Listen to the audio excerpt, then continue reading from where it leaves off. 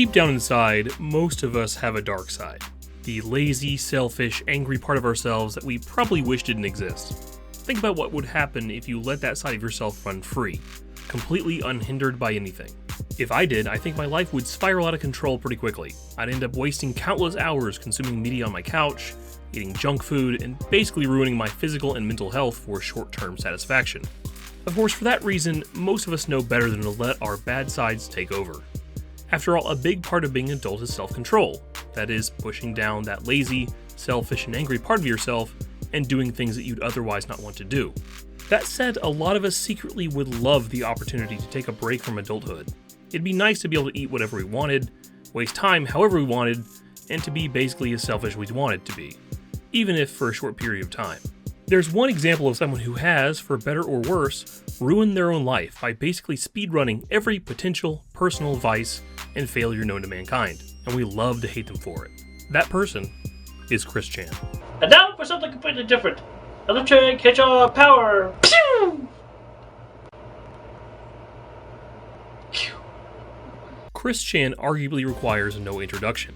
If you're watching this video, you've probably become aware of Chris Chan, in the well over 60-part documentary that chronicles virtually every inane part of Chris Chan's life. It's hard to even highlight what makes Chris Chan so interesting to the internet, but the best way to do so is to highlight some of the antics that made Chris Chan so irresistible. Back when Chris Chan was first discovered, Chris Chan may use markers, crayon, and other rudimentary tools to draw a comic about the character Sonichu, which is a portmanteau of Sonic and Pikachu from the video games Sonic the Hedgehog and Pokemon, respectively. These comics quickly turned from adorable to weird, as the comics began to feature hardcore violence, characters such as Ted Bundy, reincarnated as Bundy Chew, and an evil witch based around the dean of student affairs at a local community college, awkwardly drawn intimacy between Chris Chan and various women from the internet, and more. Chris Chan became somewhat infamous for trawling Virginia malls and stores with a so-called attraction sign, which was presumably used to try to attract, quote, cute 1821 single female companions. Chris Chan would later refine this tactic by wearing a sports bra in public. Chris Chan then became a readily available target for parody online, with various would-be internet comedians taking their shot at messing with Chris Chan in various ways. For example, in one instance, Chris Chan was baited into meeting a girl in a mall only to be challenged by a man in a pickle suit, all because Chris Chan would routinely express a distaste for pickles due to their phallic connotation. There are plenty of other examples as well. Due to internet drama too lengthy to detail here, Chris Chan has both dry-humped and run over a PS3 gaming console. In no small part due to the color of Sonic the Hedgehog's arms, Chris Chan assaulted a GameStop employee with mace. Chris Chan's home burned down because of a hallway coffee maker, and what I would charitably describe as a family-wide hoarding problem. Of course, I have to mention the elephant in the room. Chris Chan is currently in jail for a really disgusting act. The less I say about that, the better. All that being said, it's unlikely that Chris Chan will ever see the outside of a prison this year. So this video is much more of a retrospective than it is an observation of ongoing events. Now, depending on who you ask, Chris Chan was introduced to the world in October of 2007, when one of Chris Chan's videos was parodied. Since then, the internet has simply been incapable of getting enough of Chris Chan. A wiki devoted to Chris Chan was started around 2008 to 2009, and ever since then, Chris Chan has arguably become one of the most documented people in history. That wiki, the Quickie, has over 26,800 pages, and those pages have been edited well over 287,000 times.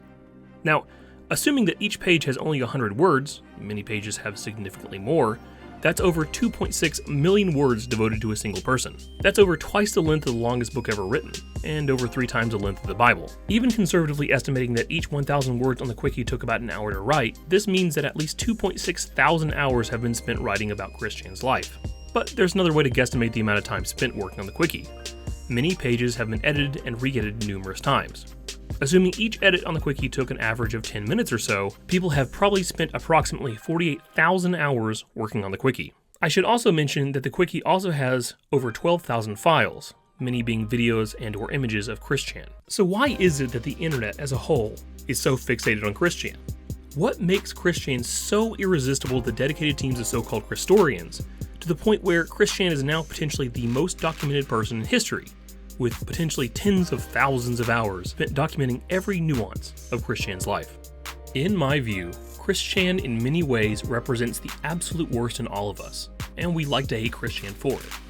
In other words, Chris Chan's behavior is often a dark mirror into our own soul, showing us exaggerated forms of our own worst tendencies and desires. As such, Christian is arguably a scapegoat. We use Christian as a convenient target for our own self-criticism, whether we realize it or not. Don't believe me? Let me provide a few examples. First off, we envy how Christian refuses to grow up and has an aversion to change. Like many of us, Christian was raised consuming video games, cartoons, and other content. Candidly, many of Christian's childhood photos look like my childhood photos, and it can be a little frightening at times how similarly we grew up. I even had my own little collection of rugby shirts, which, in my parents' defense, were in style at the time. Moreover, like many of us, Christian is still nostalgic about childhood media.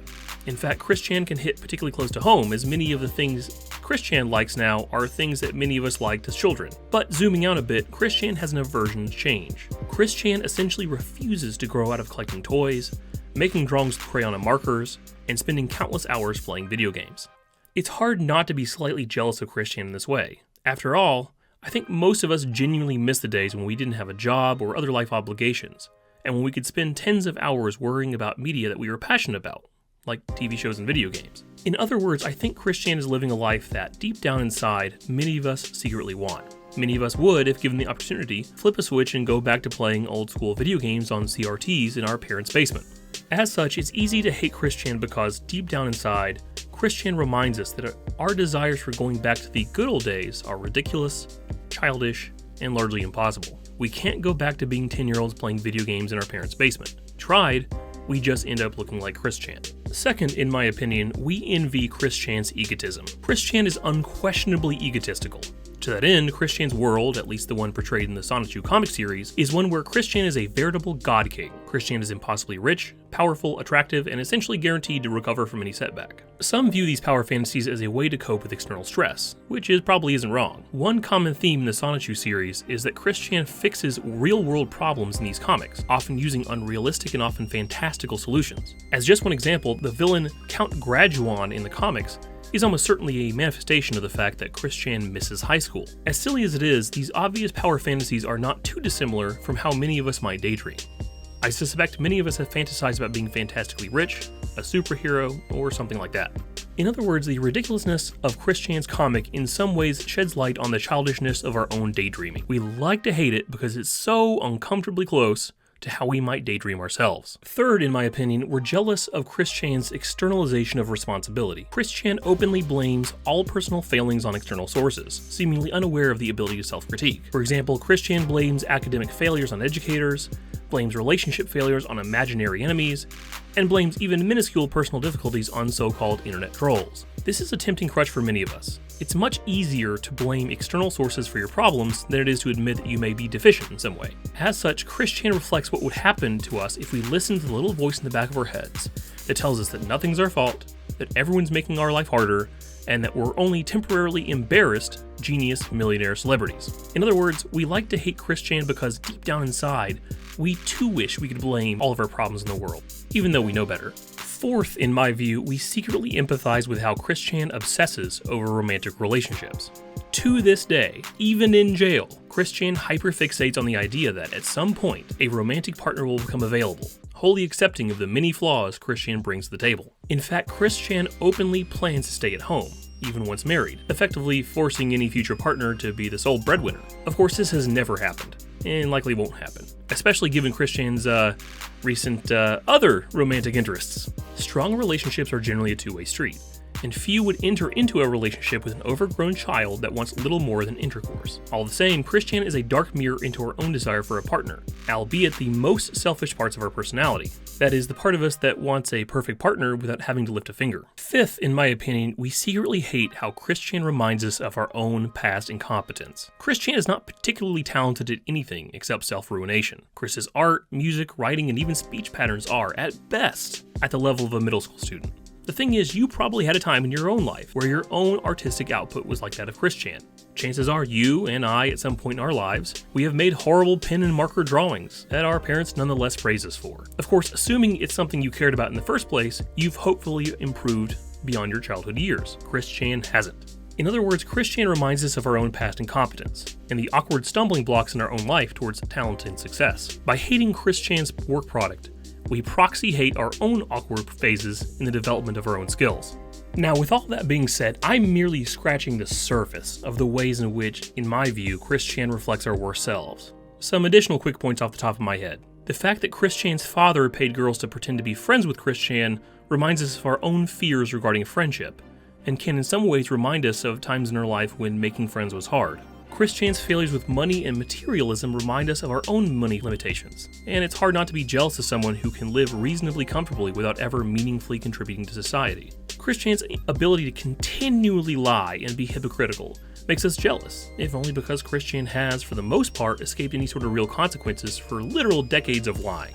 Now, let's step back for a moment. I'm not saying all this to make you feel bad for enjoying how weird Chris Chan is. My goal here isn't to ruin the fun of reading Quickie or watching the Chris Chan documentary series. To the contrary, my goal is to begin to try to explain why Chris Chan is so fascinating to the internet, other than the usual explanation of, well, the stuff that Chris Chan does is funny. With that said, this all does raise a more interesting question: whether this collective internet fascination with Chris Chan is at least partially at fault for the complete ruination of Chris Chan's life. As to that question, I'm not sure if I have a good answer. On one hand, the involvement of Chris Chan's so-called fans almost certainly contributed to many of the worst things in Chris Chan's life. On the other hand, Chris Chan has many flaws which, standing alone, would almost certainly have led to equally horrible outcomes. Suffice to say, all I can ask is that you be a responsible enjoyer of Chris Chan's train wreck of a life. Don't engage, don't antagonize, don't emulate. Just observe, and try to learn some life lessons in the process. Thank you very much for watching this video. As always, I would appreciate your feedback. Do you think that Chris Chan is a dark mirror into our worst habits? Do you think that Chris Chan's internet fame might have been a problem? Please feel free to leave your comments below. And thank you again.